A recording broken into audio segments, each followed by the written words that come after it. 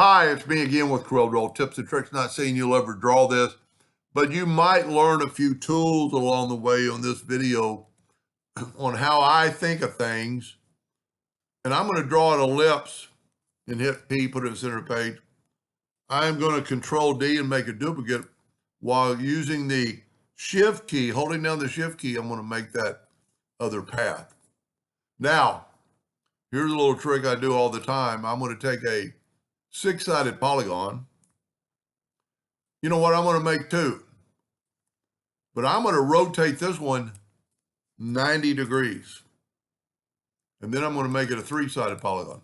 So now my arrow is going the direction I want instead of going and having to move it. If I want my arrow going that way or the other way, I can flip the arrow now. Now, if you look, this arrow is at 90 degrees. So we don't really want that. Let's take it and move it up and use the Smart Fill tool.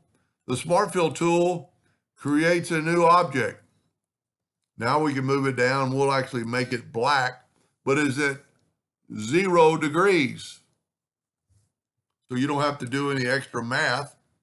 We're going to Control D, Alternate C to rotate it from the center of the page 60 degrees, and then Control D, Control D, Control D, Control D.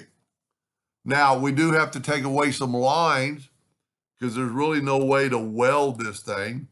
So I'm going to take my virtual segment delete key and just swipe through this line here.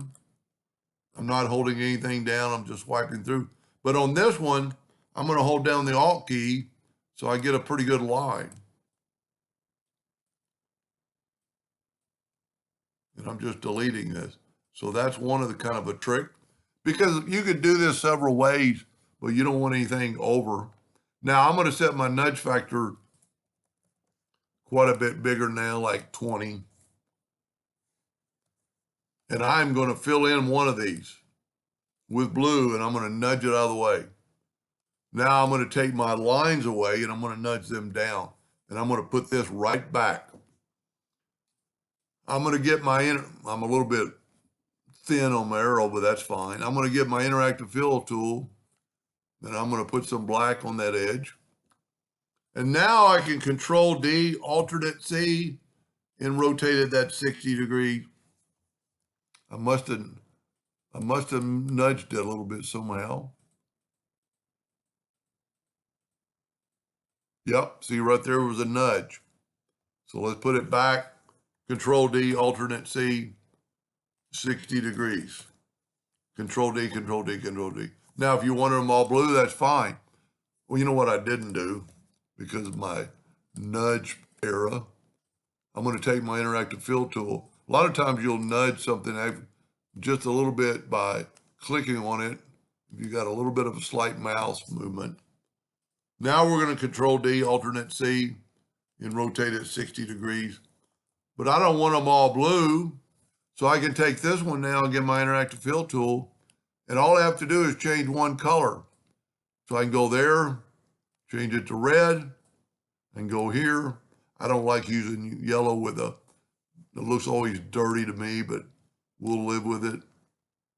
Dark purple, and we'll make the other one, what color haven't used this light color? Whoop, I missed it. Anyway, put a black box around it, and you have a pretty cool graphic. And the black, to me, just the interactive fill tool makes it look like they're kind of on top of each other. Anyway, I hope that gave you an idea or two, and thank you for watching.